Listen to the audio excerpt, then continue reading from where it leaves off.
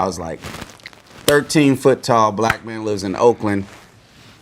Here's the pilot. Here's the star. The guy that did Sorry to Bother You, you can't say no.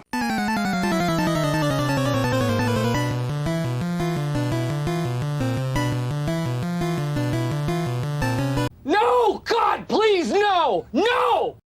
Welcome back to Torn Apart with me as your host, and today we're talking about something quite weird and unusual. No one is talking about it online, so I was like, I have to make a video on it. It's incredibly short. There's only 7 episodes and they're mostly like in between 20 and 30 minutes, but they pack such a huge amount of content. And when I mean content, of course I'm talking about storytelling. I'm talking about interesting characters, a really cool production design that kind of reminds me of Michel Gondry as well. So if you love practical effects, if you love those kind of films and those kind of TV shows that kind of like blur the lines in between reality and fiction, and I'm talking about poetic realism as well, where you kind of lose yourself within like a specific story and you don't really know if you're supposed to take it seriously or you're supposed to take it as a metaphor. There are so many different layers to this show, and I'm just realizing that I haven't told you the title, right?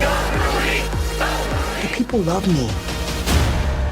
You are a 13-foot tall black man. They fear you. How about this, brother? I don't sound like none of y'all. I ain't got no giant.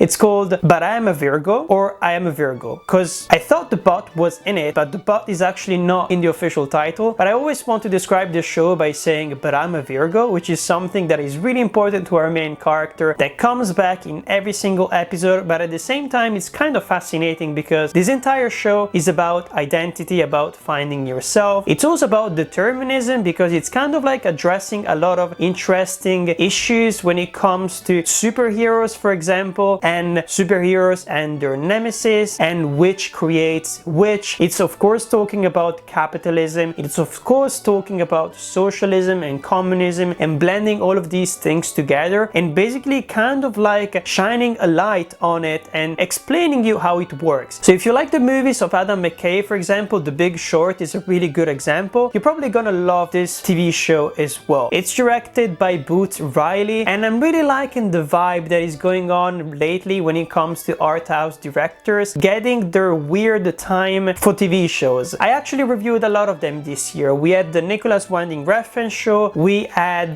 the Lars von Trier show, and I think last year we also had the Taika Waititi show Our Flag Means Death. There is a lot of creativity on streaming services lately and I'm really happy for it. These are the kind of shows that you really need to pay attention to because they're trying to break the boundaries, they're trying to tell different stories, they're playing with the different rules of storytelling, and honestly you're never bored. I had to keep my eyes fixed on the TV screen for every single episode, for every single minute, because you literally blink and you miss something.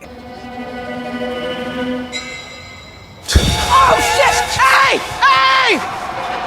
Yo! The bus just ran away! It's not a really straightforward story, and it's a story that is also moving quite fast. I don't want to give you too many spoilers because I really want you to go and check it out, but I do want to deconstruct it a little bit, analyze it, and tell you also what it is about. So it is about Kuri, who is basically a giant man that came out of nowhere, and apparently like, it is said within the lore of this TV show here that one of these giant men kind of comes once in a generation, and society always goes against him and ends up killing him. So basically Kuri's parents have been trying to protect him his entire life, but when I mean protecting, it's literally just shielding him from everything, to the point that he's kind of like a weird guy and he's not really in touch with like the African American community as well. So of course there are even more barriers to him getting into society at the end of the day and becoming an active member of society, because there are so many things that he doesn't know about and he doesn't even know how to express himself properly at times. He said he has something better for me. Like what? Tell him you ain't doing no Illuminati. My manager says no Illuminati. He says, I'm gonna model at a mall. It's kind of interesting because he almost feels like he's on the autism spectrum, which is something that almost never get explored when it comes to the black community, when it comes to the Asian community as well. We kind of get autism representation only when it comes to white men, and not even when it comes to white women. It's just a very specific thing about white men. It's of course not like a diagnosis that anyone does within the show, but just to let you know that like Kuri is kind of like a weird dude, and he's kind of like living on a completely different frequency than everyone else. Auto area. We sell the parts for the autos in your area. Bada boom.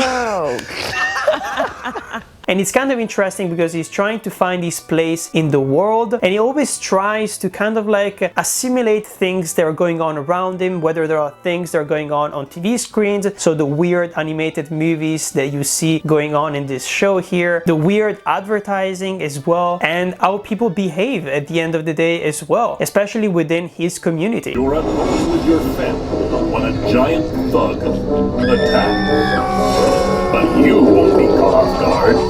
You've got good security. BIP makes giant thugs flee. And it's kind of interesting how by the end of the show, he has kind of found himself and he knows who he wants to be and who he doesn't want to be. But we also feel that his journey is not over yet, just because he's quite young and he has a lot of things to discover. There are so many weird things going on in this show that I honestly like stopped typing at some point, like taking notes, because it's just impossible.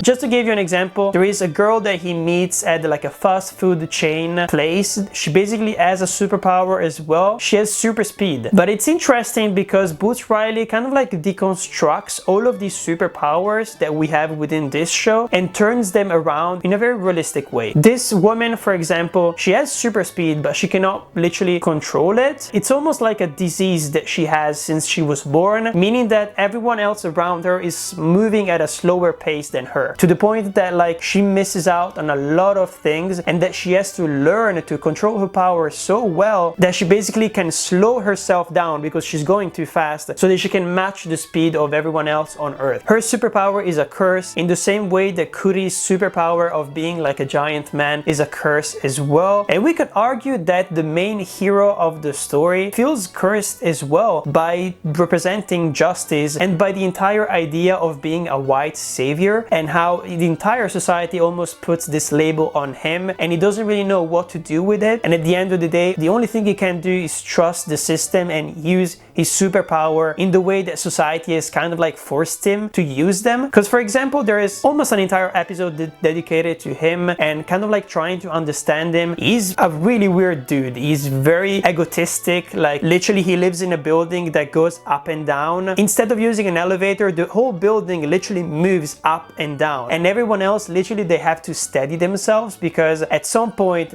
they don't know when, but the entire building could be shaking just because this weird hero guy wants to move from one floor to the next. Everyone kind of has to obey his rules and they have to fit his own way of perceiving the world as well. It's probably the only character that doesn't get as much time to be developed, but it's not really a main problem, mostly because we have so many TV shows out there that are deconstructing the entire idea of being a superhero, especially when you're white as well. So it's not a big deal. The performance gives you everything that you need to know when it comes to this character, and I'm actually a huge fan of this actor here, whose name I never remember, and he's always playing like a lot of different side characters and they always stand out so much because he has a bit of a weird face at the end of the day. And I'm talking about Walton Goggins, of course. He's incredible, but everyone is incredible within this show here. It determines the actions that we take based on what? That perception. It is propaganda. My whole life is propaganda. A righteous propaganda predicated on the rule of law. The thing that I love the most about it, it's of course all the different metaphors and the different ways of analyzing how capitalism destroys everything and impacts everything that you see everywhere. And there is even like an entire episode where basically Kuri just becomes like a male model and he becomes working in advertising, but it's a really way of working in advertising. He's working in this mall and he's basically like standing as still as possible, like wearing, for example, different kind of outfits, and there is some production design going on, and then there are people who just come around and they just look at him, and that's the whole thing. It's kind of like a weird performance thing, like a performative art. I think it's interesting to point out how he's like a huge giant black man, of course, with a lot of power that most people can't even comprehend. So it's kind of interesting that the first job that they give him is to stay as still as possible and to basically don't do anything, to be as passive as possible, and for people to just look at him. I think there is definitely something going on there, and it's incredible because every single episode kind of like approaches the African American community and all of the things that they're going through in a completely different way, but they mostly address also how the system is just built against the black people. There is an entire episode about one of Kuri's friends who basically like goes on this bike ride, a bike ride that is just so beautifully choreographed, and you can see him having so much fun going around on his bike and then getting injured and having to go to the hospital, and nobody wants to help him. I'm not going to tell you how the story ends because it's kind of interesting and it's really emotionally impactful, but just to tell you that this fun experience that he's going through is almost completely stopped by the system not allowing him to have fun and not to think about anything, to go through his life without having to worry about his safety, about his health constantly, which is something that probably white people or even straight people don't even think about when you think about it, especially if you come from a privileged family, if you've had a job your entire life, and if you have insurance as well. You go through life on easy mode. Basically, you don't even worry about certain things that other communities worry about, and that was such a cool thing to talk about. Of course, they deconstructed the idea of what it means to be gangster and different stereotypes that we have within the African American community of what it looks like to be like a good black person. It's kind of like one of the most perfect shows that you can watch if you want to be up to speed to all the problems that are going on right now in the US, but also around the world as well, because capitalism is kind of like influencing so many different things around the world. It's not even about race. Under capitalism, businesses combine labor and materials to create goods or services for sale. Each year, they must make more money than the last to compete or else be crushed by competitors. They do this by lowering wages and raising prices. Uh-oh. Stinky poop. Poopies. Funny poopies. La la la la. Funny poop. Poop funny. Woo. By the way, I'm going to change my word from inventive to political. Like, I feel like there's so much about this. Are you sure you want to say political? Yeah, it's a charged word. Yeah, I know it is, but I think we're willing to go there with this show. Like, I think we're willing to go into like spaces that are provocative and that are challenging and that are educational. You know, we're talking about capitalism, we're talking about unions, we're talking about all kinds of things that I think people are sort of like subconsciously aware of that are influence them every day, but aren't necessarily. It's a lot of energy. It's exhausting to have to like deal with that stuff every day. As usual, I'm gonna tell you about all of the things that you can find here on the channel before I leave you to your day. And look at all of the things that you can find here. Every single time I try to like put thumbnails of other videos that kind of like match the tone or the content basically of the video that you're watching right now. So if you click on those, if you go search it on my YouTube channel, then you find approximately the same thing. And of course up here we have the video that is coming out next week, so that you have a little bit of a teaser. But anyways, don't forget to smash that like button, because every single like that you drop will go to all the Virgos out there, including myself, because I am a weirdo as well. And a Virgo as well. Damn, we have a lot of things in common. But yes, I'm a Virgo as well. I was born in September. So give some love to all the Virgos out there, because we're craving for adventure. I mean, this series is for us. Some nice representations for Virgos for once. I'm Patrick, and this is Torn Apart. Back in the 90s, I was in a very famous TV show. What are you doing here? I don't think you're supposed to be here. You're literally just helping me with the focus, nothing else. That's what was written on the contract.